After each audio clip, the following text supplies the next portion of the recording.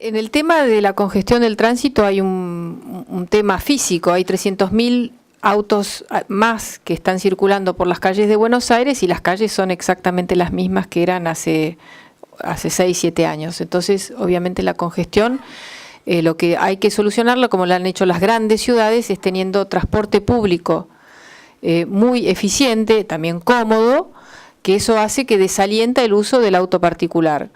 Y que usar el auto particular sea costoso, que el estacionamiento, que hoy ya es caro, sea mucho más caro, pero que eso desaliente que uno use el auto durante la semana. Eso es lo que pasa en las grandes ciudades hoy, porque si no es imposible. Pero por eso hay que tener un muy buen transporte público. El actual gobierno dijo que iba a construir 10 kilómetros de subte por año, que no es algo imposible. Pero la realidad es que tomó un préstamo de 500 millones de dólares a una tasa muy alta, el 12,5% en el 2009, y que no construyó más que 300 metros adicionales. La plata estuvo mucho tiempo en el banco de la ciudad y después se utilizó para hacer pasos a niveles, asfaltar calles, cosas menores, pero no vimos esos 10 kilómetros de subte. Los subtes que se inauguraron y los que se van a inaugurar son obras que ya empezaron en la etapa de Ibarra y después de Tellerman. Solamente se están inaugurando, terminando obras que habían sido...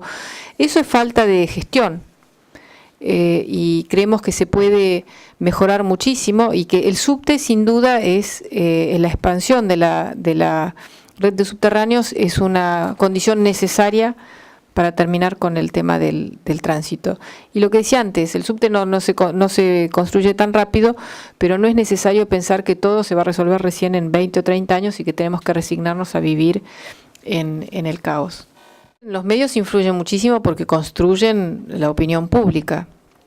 También influyen, lamentablemente, porque, y esto lo estoy viviendo en carne propia, ¿no?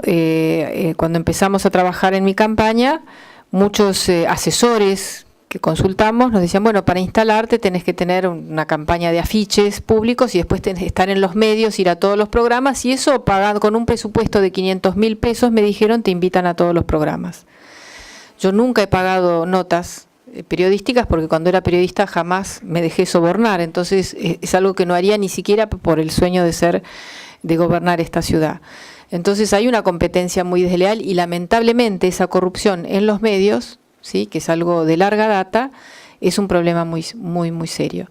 Después el otro problema que tenemos es la desventaja con la publicidad oficial. La publicidad oficial es una herramienta de comunicación que tienen los gobiernos que es muy importante, pero justamente para hacer campañas de educación pública, de prevención de adicciones, de prevención de embarazos no queridos, de buena alimentación, de distintas cosas que son útiles para la sociedad, pero no para promover la imagen de los gobernantes, que es para lo que la está usando el gobierno de la ciudad, también el gobierno de la nación. Nosotros, que tenemos presupuestos muy austeros de publicidad, realmente es una competencia muy difícil a la hora en las campañas políticas, ¿no?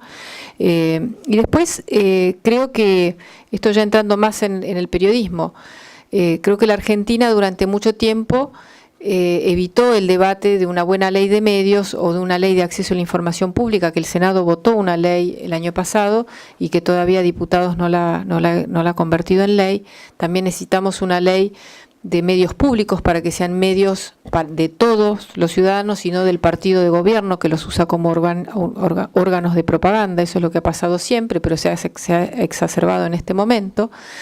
Hay leyes, ¿no?, que es la Agenda Integral de Medios, que creo que tenemos que debatir, pero no con intereses partidarios, que cada una de estas leyes se hagan a la medida del partido de gobierno para cumplir con sus objetivos electoralistas, sino que sea un debate amplio donde los medios van a tener que cambiar, pero los políticos también, porque el gran problema es la promiscuidad entre los medios de comunicación y la política, que eso continúa ahora, con la nueva ley de medios continúa como siempre.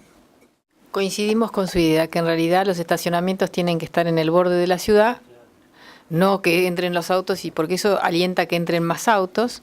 Lo que sí, para empezar a controlar la entrada de autos, incluso como hubo una época en que los de patente impar y los de patente par un día podían entrar unos y otros, esas medidas que pueden ser buenas, o cobrar el estacionamiento muy caro para los no residentes, todas esas cosas se pueden hacer cuando se mejore el transporte público, porque si no, hoy ya es muy difícil para mucha gente llegar, ya con los trenes como están, ¿no? La gente que viene de la provincia ya llega en condiciones realmente muy difíciles. Si prohibimos la entrada, hay que alentar el uso de otros medios de transporte.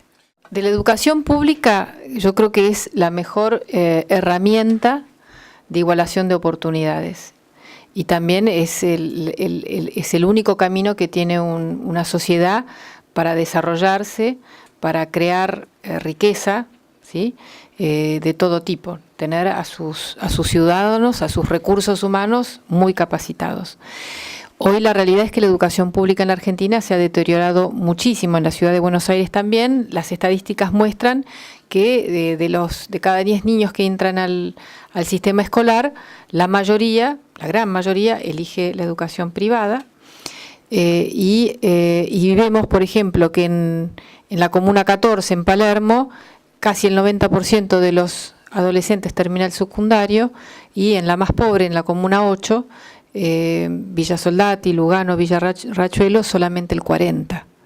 Entonces, evidentemente, no podemos tener escuelas para pobres, escuelas públicas para pobres en los barrios pobres. Ese no es un modelo ni el que conocimos ni el que hizo que la Argentina fuera una sociedad muy integrada. Por eso decía, entonces le vamos a dar mucha importancia para los niños, para que haya igualdad en el acceso. Nosotros queremos crear una red de jardines maternales dependientes del Ministerio de Educación masiva. Bachelet, volviendo a esto de soñar en grande, Bachelet en Chile creó 3.000 jardines maternales en 4 años.